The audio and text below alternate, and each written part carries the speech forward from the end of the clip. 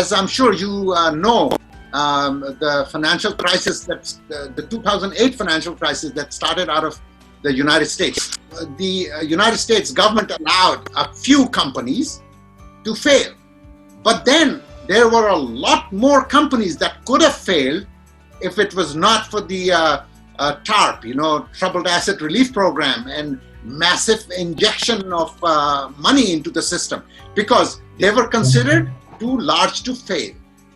Now, my question to you is, isn't that pretty much same thing happening in Bangladesh, where we have allowed some borrowers to get to a point where they have borrowed so much money from the financial system that we could consider them to be too large to fail as well?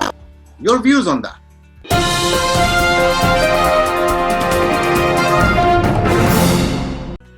You see, there are two types of things. One is exemplary punishment for an institution or person.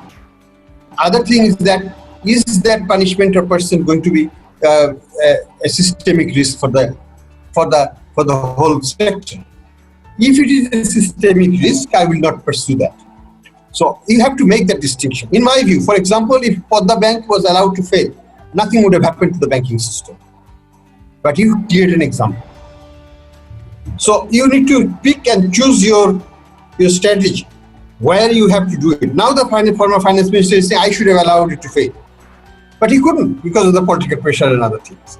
So bottom line is that the regulators, which is a part of the government, they have to collectively decide, not from political angle, but from the strategic institutional perspective, where I would bail out or where I would not bail out. For example, in this pandemic situation, as I said, I am all for regulatory forgiving. In individual case, like Padma Bank or like some other banks which is creating this mischief has done, you have to give some exemplary punishment.